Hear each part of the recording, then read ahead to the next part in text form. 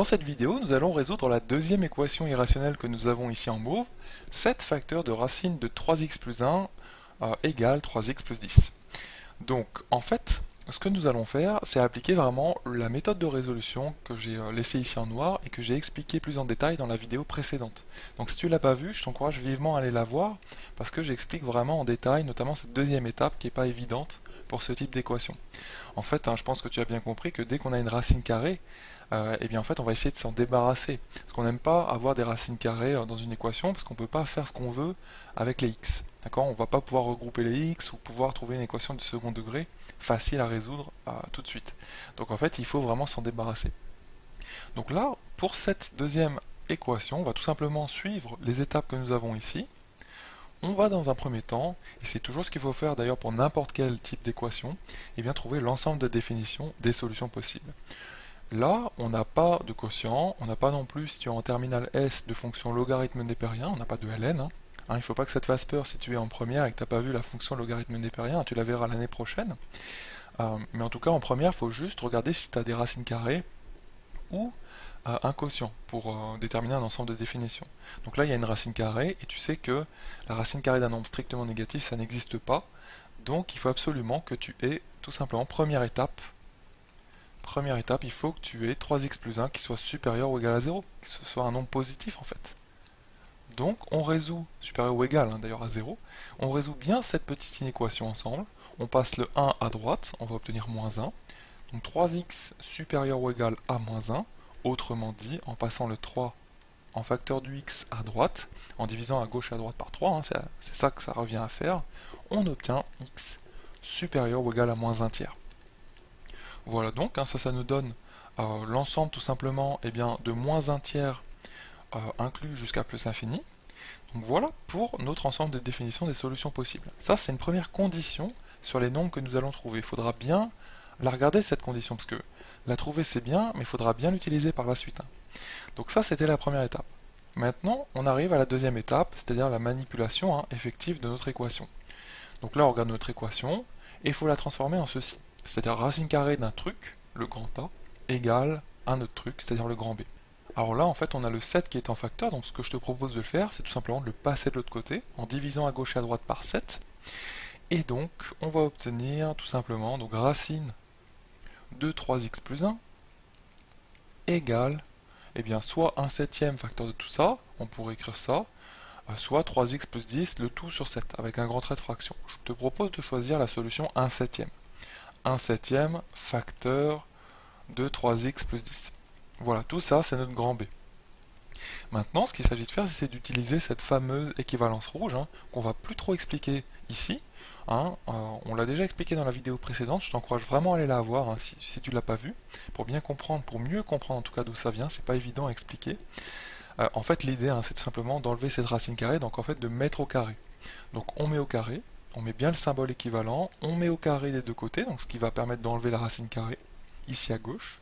Donc on obtient 3x plus 1 à gauche, et à droite, on obtient 3x plus 10 au carré, fois 1 septième au carré. Donc en fait, on va garder quoi? On va garder tout simplement, donc, bon, on va mettre 1 sur 49, ça c'est 1 septième au carré, fois tout simplement 3x plus 10, le tout au carré. Et là, il ne faut pas oublier de mettre la chose suivante, et b supérieur ou égal à 0, c'est-à-dire et tout ceci supérieur ou égal à 0. Donc je le mets juste en dessous, on obtient et 1 donc sur 7 facteur de 3x plus 10 supérieur ou égal à 0. C'est ça qu'il ne faut pas oublier de mettre et qui est un petit peu fourbe, on va dire, dans ce genre d'équation. D'accord? Parce qu'on a envie de mettre au carré directement, mais il ne faut pas le faire comme ça. Il faut le faire vraiment en respectant ceci, c'est-à-dire en n'oubliant pas cette condition-là. D'accord? Ça va devenir une inéquation qu'on va résoudre, une équation assez simple à résoudre. Donc là, on remet le symbole équivalent et c'est parti. On avance un petit peu dans tout ça.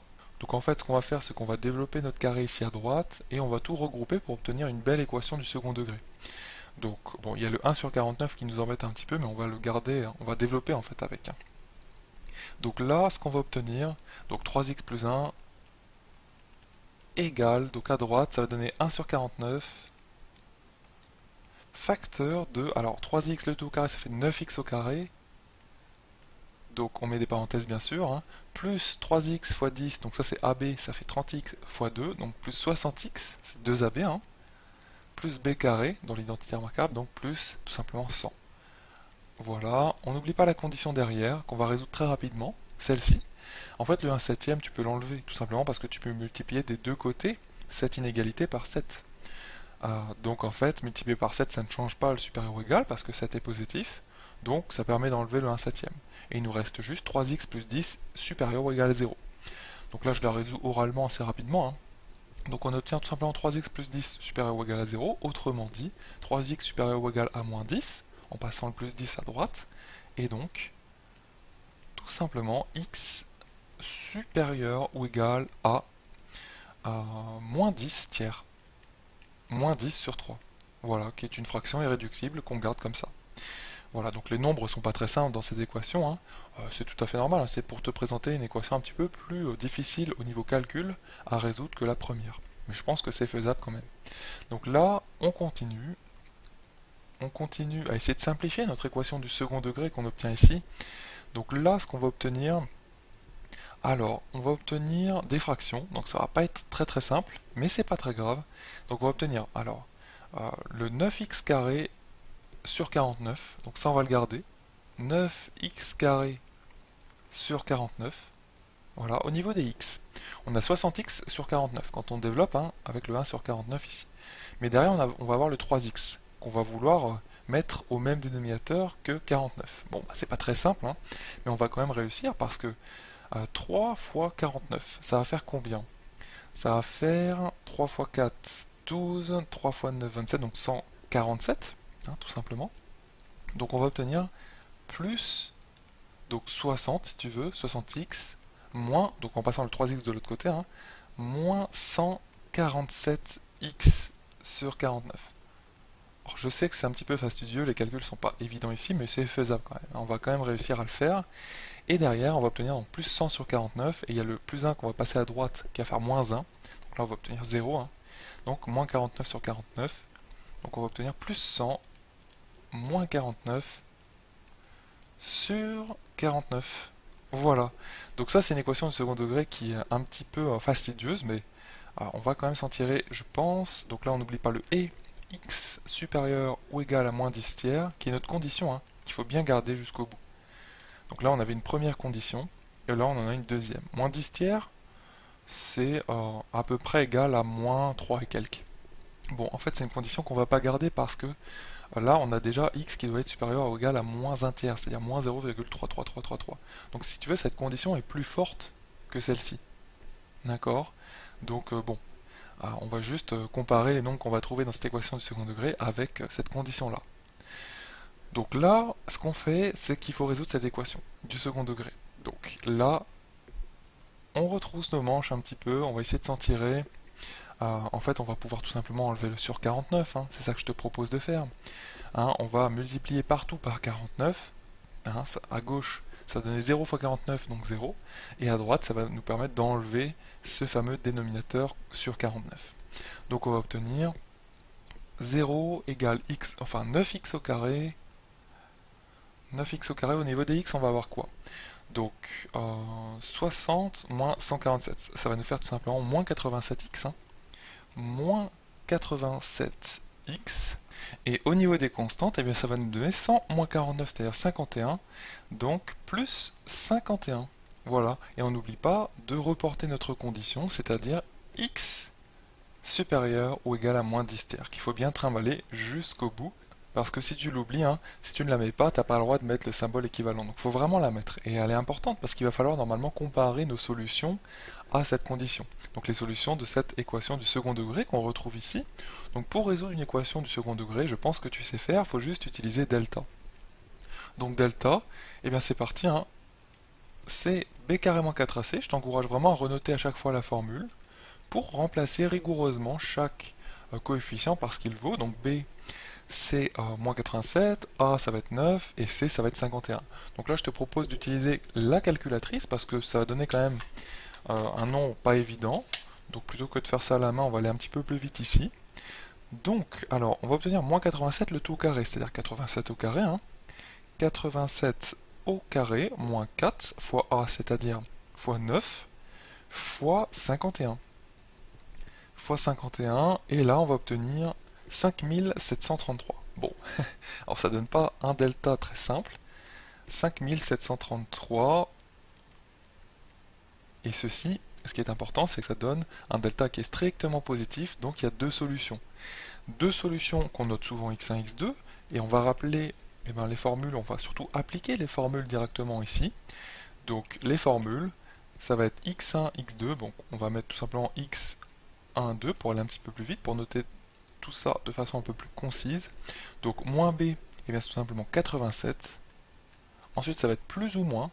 C'est là que tu peux gagner un petit peu en vitesse, tout simplement, au lieu d'écrire les deux solutions. Plus ou moins racine de delta, c'est-à-dire racine de 5733, et le tout divisé par 2a, c'est-à-dire 2 fois 9, donc 18. Voilà. Donc ça donne des nombres pas évidents. Ce que je te propose, c'est de regarder ce qu'il donne sur la calculatrice pour avoir une valeur approchée de ces nombres. Et surtout, ce qui est important, c'est de les comparer à notre condition ici qu'on a là. D'accord, cette condition qui est la plus forte, qui va être plus fort que moins 10 tiers, parce que si les nombres sont supérieurs ou égal à moins 1 tiers, ils sont aussi supérieurs ou égal à moins 10 tiers. Donc là c'est parti. 87, on met bien entre parenthèses le numérateur sur la calculatrice, donc 87, on va commencer par le moins, moins racine carrée de 5733, le tout divisé par 18, ça nous fait environ 0,63. 0,63, il n'y a pas de souci, c'est bien supérieur ou égal à moins 1 tiers. Tout simplement parce que c'est un nombre positif, d'accord? Et aussi, on fait le plus, donc on reprend la formule, on change le moins en un plus, et ça va nous donner 9, 9 et quelques d'ailleurs, 9,04 environ. Voilà, et ça c'est bien aussi, supérieur ou égal à moins 1 tiers, donc ça satisfait bien les conditions. Donc voilà les deux solutions de ton équation ici, deux solutions qui sont pas simples, qui sont ces deux nombres-là. En tout cas, j'espère que tu n'as pas été rebuté par les calculs, parce que ça peut arriver parfois que ton professeur, ou même dans des exercices tout à fait type bac, que tu trouves des calculs un peu avancés, tu vois, avec des fractions ou avec des nombres un peu grands. Il ne faut pas être déstabilisé par ça, il faut juste t'entraîner un petit peu et bien relire, refaire ton calcul juste après. Tu vois, c'est important parce que c'est quand même très sensible des calculs, et donc il faut vraiment pas hésiter à le refaire une deuxième fois, à résoudre ton équation pour retomber sur les mêmes solutions. Si tu ne retombes pas sur les mêmes solutions lorsque tu refais ton équation, c'est qu'il y a un souci. Il faut reprendre les calculs quelque part. En tout cas, j'espère que tu as bien compris la méthode de résolution. Deux étapes. Première, c'est que tu trouves l'ensemble de définitions. C'est pas les solutions, mais c'est les valeurs possibles en fait de x. Ça va te donner une première condition. Et enfin, deuxième étape, eh bien, tu enlèves la racine carrée. Et là, il ne faut pas oublier cette deuxième condition qui apparaît, c'est-à-dire que l'autre côté du égal, ici c'était 1 moins x dans la première, là c'est directement c'est 3x plus 10 quand même divisé par 7, qui doit être supérieur ou égal à 0. Et ça, faut pas l'oublier, ça te donne une deuxième condition. Et celle-ci, il faut la traîner jusqu'au bout dans tes symboles équivalents, et bien vérifier à la fin si les nombres que tu obtiens satisfont cette condition. Voilà donc comment on a résolu nos équations irrationnelles. J'espère que tu as bien compris, et je te dis à la prochaine dans une prochaine vidéo.